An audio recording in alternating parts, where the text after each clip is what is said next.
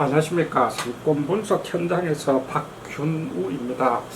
오늘은 그 연도형 상가에 대해서 한번 알아보려고 합니다. 연도형 상가라고 하는 것은 도로를 따라서 저층부에 이제 상가를 배치하고 그리고 후면이나 이제 상층부에 주거지를 배치하는 데 일반적으로 이제 배후 인구와 그리고 유동 인구의 흐름들 그리고 교통 흐름에 따라서 이제 그 상가 쪽으로 그 유입을 하기 위해서 이제 설계되는 그런 그 상가의 유형들을 그 말씀드릴 수가 있을 거 있는데, 일반적으로 그 도시에서 이제 용상가가 채택하는 부분들은 뉴타운과 같은 도시 재개발과 재건축에서 용적률을 효율적으로 사용할 수 있던 점 때문에 이제 적극적으로 연도형 상가를 채택하는 경우들이 있습니다. 대표적으로 서울의 경우는 기름 뉴타운이나 그리고 가절 뉴타운 그리고 은평 뉴타운, 신길 뉴타운, 왕십리 뉴타운 등에서 연도형 상가들이 적극적으로 도입됐던 대표적인 상가인데, 이건 결국은 앞서 말씀드렸다시피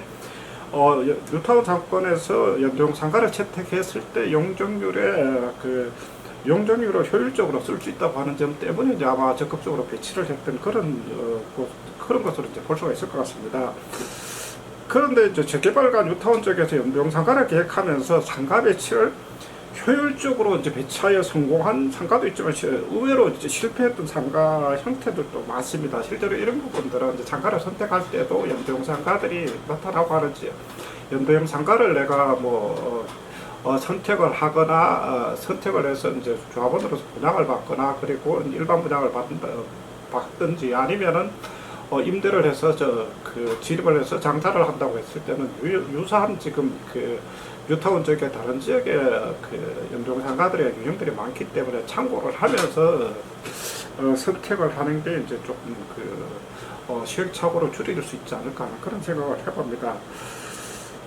그래서 일반적으로 성공적인 뉴타운 상가들의 유형도 있지만 실제로 보면은 피해야 할 연도형 상가의 형태들도 실제로 예상보다는 많습니다. 그래서 이런 부분들은 어떤 부분들이 있는지를 오늘 설명을 드리려고 하는데, 첫 번째 이제 연도형 상가는 어찌되었든 배후 인구와 그리고 유동 인구를 동시에 직격시킬 수 있는 상가여야 한다는 부분들입니다.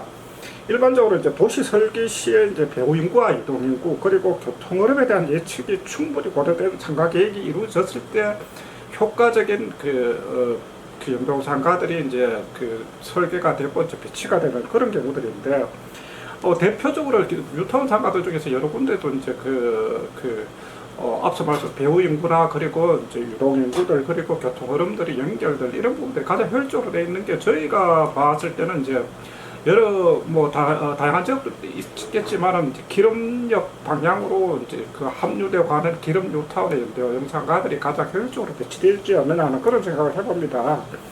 이 부분들은 결국은 앞에서 말씀드렸다시피 배후 인구 그리고 유동 인구, 교통 흐름 세 가지 삼박자가 어떻게 잘 조화롭게 구성이 되는지에 대한 부분들을 이제 검토를 하면서 연도형 상가들이 이제 배치가 효율적으로 되어 있는지를 이제 살펴볼 필요가 있습니다. 그리고 두 번째는 연도형 상가는 쇼핑에 적합한 속도에 맞게 도로가 설계되었는지에 대한 부분들에 두 번째는 쇼핑에 적합한 속도에 맞게 도로가 설계되었는지에 대한 부분들을 판단할 필요가 있는데, 이 부분들은 무슨 이야기냐면은 연도형 상가를 배치를 하면서 차선이 지나치게 넓거나 직선거리 형태로 이제 형성되어 있으면은 오히려 연도형 상가에서 쇼핑을 하기보다는 이동을 해서 다른 지역으로 가는데 바쁜 그런 유형들이 많습니다. 예를 들어서 직선도로나 6차선 이상으로 차량 속도가 빨라버리면은 굳이 거기 연도형 상가에서 서서 쇼핑을 하거나 그리고 이제 상가를 방문하거나 이런 부분들은 조금은 아무래도 이제 방문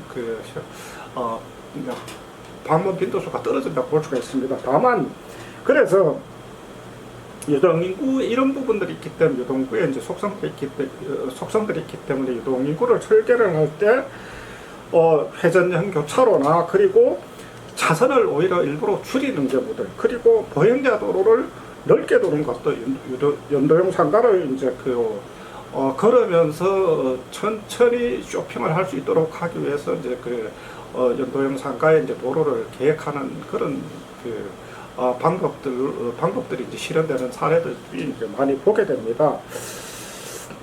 세 번째는 다양한 업종을 유치하기 위해서 단층형보다는 이제 2층 이상의 경우가 다양한 업종이 진입하여 삶과 활성화에는 도움이 됩니다. 예를 들어서 이제 단층형 같은 경우는 1층에 들어가고 하는 업종들은 사실은 굉장히 제한됩니다.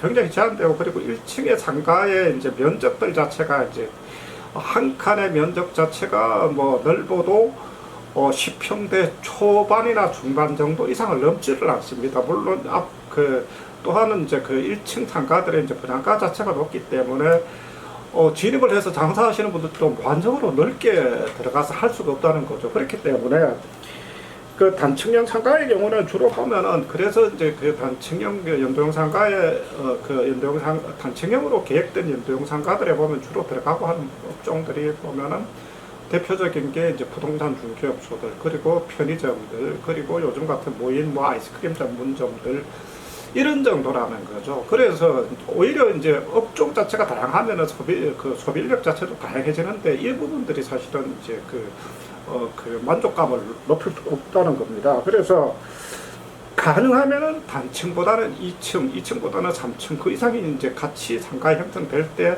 다양한 업종들이 들어오고 주민들의 집객력도 높아진다고 볼 수가 있습니다. 네 번째는 이제 도로의 한쪽 면만 상가인 경우보다는 양면이 상가인 경우입니다.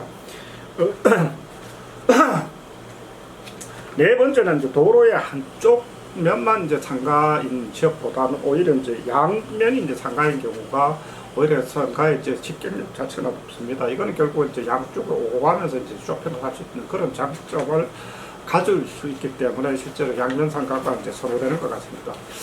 이런 부분들이 대표적으로 채용된 데가 보면 가재울 뉴타운의 연도형 상가 중에서 가장 활성화된 구간은 이제 가재울 사거리에서 북가자 초등학교 사거리 구간의 거북골로 구간 중에서 이제 보면은 이제 남쪽에 파크뷰 자이 2단지와 맞은편에 센트럴의 이제 상가 구간이 가장 활성화되어 있는데, 이 구간은 지금 보면은 밑에 파크뷰 자이 같은 경우는 이제 아마 2단지가 4층 상가인가 그렇게 되어 있을 겁니다. 그리고 센트럴의 상가 같은 경우는 이제 2층 정도 구성이 되어 있기 때문에 주로 이제 2층 이상이 들어가면은 학원들이나 병원들, 그리고 예를 들어서 이제 피트니스나 개인 그런 필라테스 같은 경우 이런 부분들이 함께 들어가기 때문에 아이들, 그리고 주부들, 주민들, 지역 주민들에서 가장 소비력이 높고 하는 경우들이 결국 아이들이나 이제 주간 시간에 주부들, 이런 부분들이 같이 들어갈 수 있는 업종들이 많다고 하는 경우는 결국은 1층뿐만 아니라 2층도 활성화돼서 전체 상가의 활력을 높이기 때문에 실제로 단층보다는 2층이 낫고, 그리고 한 면보다는 양면이 낫다고 하는 부분들로 이제 연도형 상가의 이제 경쟁력을 볼 수가 있을 것 같습니다. 오늘은 이제 연도형 상가의 몇 가지 사례들을 한번 살펴봤습니다. 사실은 연도형 상가들이 보면은 이제 도심에 지금 뉴타운뿐만 아니라 재개발, 재건축에서도 오히려 이제 도로를 따라서 전면에 상가를 배치하는 형태들은 사실은 많이 나타납니다. 많이 나타나는데 이것도 보면 모두가 경쟁력을 가지고 있지는 않습니다. 그렇기 때문에 이런 부분들은 다양한 사례를 통해서 어느 것이 경쟁력이 있는지를 한번 살펴보고 분양을 받는 데나, 그리고 임차가에서 장사를 하실 때도 살펴보시는 그런 지혜가 필요하지 않을까 하는 그런 생각을 해봅니다. 감사합니다. 오늘은 연도형 상가에 대해서 한번 살펴보았습니다.